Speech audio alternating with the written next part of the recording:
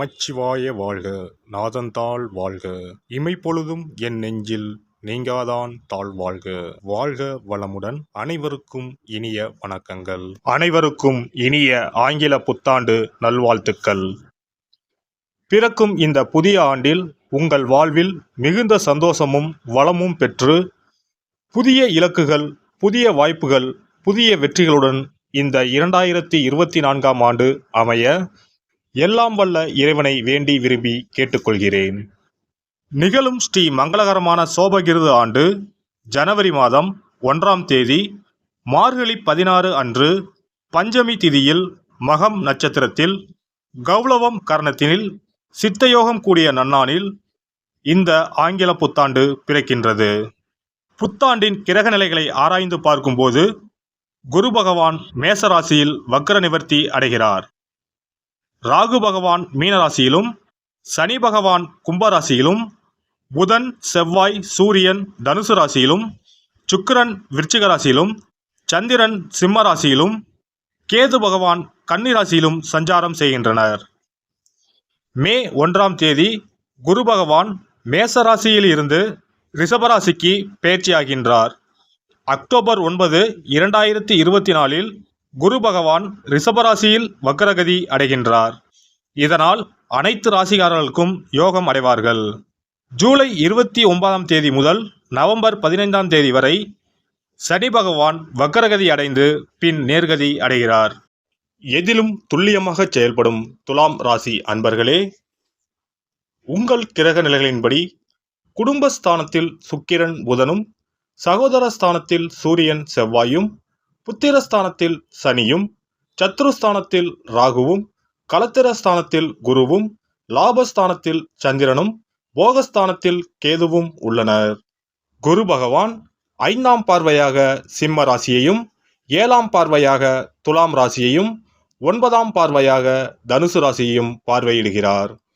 சனி பகவான் 3ஆம் பார்வையாக மேச ராசியையும், 7ஆம் பார்வையாக சிம்ம ராசியையும், 10ஆம் பார்வையாக விருச்சிக ராசியையும் பார்வையிடுகிறார்.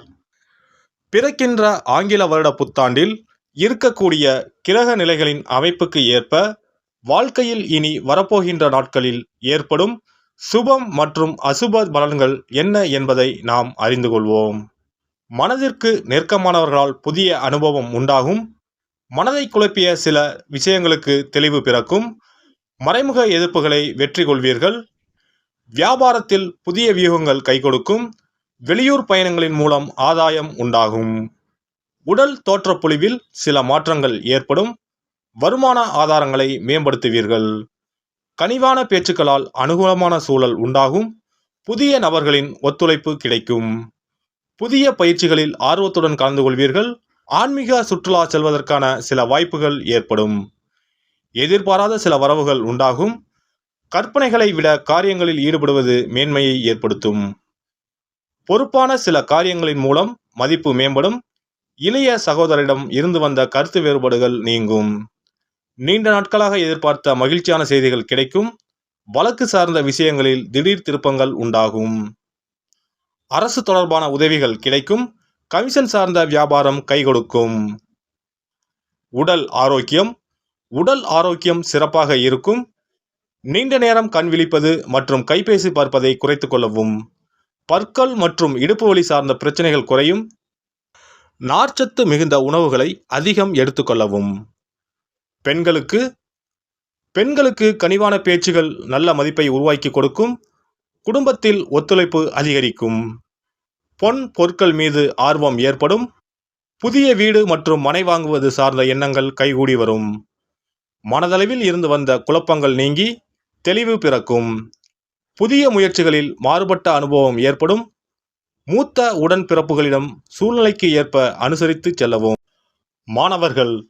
மாணவர்களுக்கு கல்வியில் மாற்றமான வாய்ப்புகளும் சூழ்நிலைகளும் ஏற்படும். திறமைகளை வெளிப்படுத்துவதற்கான வாய்ப்புகள் அமையும். போட்டிகளில் ஆர்வத்துடன் கலந்து கொள்வீர்கள். வெளியூர் மற்றும் வெளிநாடு சென்று படிப்பதற்கான உதவிகள் கிடைக்கும். புதுவிதமான கல்வி சார்ந்த துறைகளில் ஈர்ப்பு உண்டாகும். பணிபுரிவோர்கள் உத்தியோக பணிகளில் தனித்திறமைகளை வெளிப்படுத்துவீர்கள். நவீன தொழில்நுட்பங்களால் ஆதாயம் அடைவீர்கள். உயர் அதிகாரிகளிடம் நன்மதிப்பு ஏற்படும். சக ஊழியர்களிடம் விட்டு கொடுத்து செல்வதால் ஆதாயமான பலன்கள் உண்டாகும். பணி சார்ந்த புதிய மாற்றம் ஏற்படும். திடீர் செலவுகளால் கையிருப்புகள் குறையும். சிலருக்கு எதிர்பாராத இடமாற்றங்கள் உண்டாகும். வியாபாரிகள் வியாபார பணிகளில் முன்னேற்றமான சூழல் ஏற்பட்டாலும் அதற்கான உழைப்பும் அதிகமாக இருக்கும். எதிலும் பொறுமையுடன் செயல்படுவது நல்லது. பயனற்ற விவாதங்களை குறைத்து கொள்ளவும். ஜாமீன் சார்ந்த விஷயங்களில் சிந்தித்து செயல்படுவது நல்லது.